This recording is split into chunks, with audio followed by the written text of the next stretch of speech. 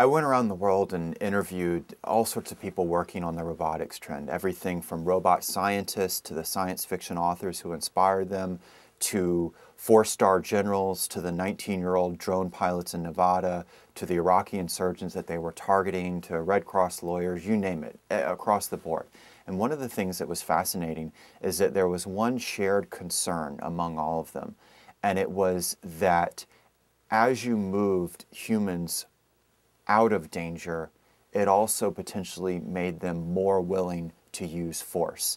I thought an interesting interview was one with a former Assistant Secretary of Defense for Ronald Reagan. And he said, look, I'm a big supporter of these systems because they save American lives. There are hundreds of American soldiers who are alive today because of sending out robotics to handle dangerous missions. But then he said, I'm worried though, because I'm worried we're going to have more marketization of war, more shock and awe talk to sort of defray discussion of the costs. And that takes us in an interesting direction because there are already several trends in place right now that I think this may take us to the logical ending point for. That is, we don't have a draft, we don't have declarations of war anymore for some reason, we don't have war bonds or war taxes, and now you have the trend that more and more of the Americans that might be put into harm's way are American machines. And so you might take those already lowering bars to war and drop them right to the ground. And so the public isn't as involved in the way as it should. There's another part of this that's kind of disturbing to me as well. It doesn't just de-link the public, it reshapes their relationship with war. So these machines, you don't have humans in them, so there isn't the risk there. But they also still record everything that they see.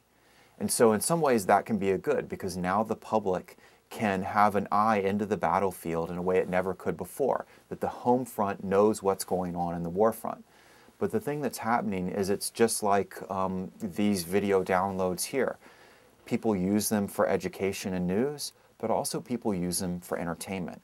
There are several thousand of these video clips of robotics at war up on things like YouTube. And so I call this the rise of YouTube war. Basically, people are taking the clips and turning them into a form of entertainment. And the soldiers have a different term for it. They call it war porn. And what it is they'll take a clip of some combat footage and it gets emailed around, just like a video clip of some nerdy kid dancing in his basement. One of the ones that was sent to me was footage of a Predator drone taking out an enemy site and the bodies blowing into the air. And it was set to music. It was set to Sugar Ray's poppy hit, I Just Want to Fly. And so the way to think about this for me is almost like a sports parallel. You have, when you're watching an NBA game on TV, a basketball game on TV, you see the players, but they're really tiny. And it's the difference between watching someone on TV versus sitting in the arena yourself and realizing, whoa, someone who's 7 feet tall really is 7 feet tall, and the whole experience of being at the game is a lot different.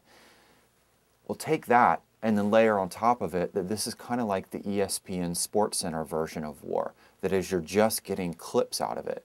So all of the tactics and techniques and training is all turned into just, slam dunks and smart bombs.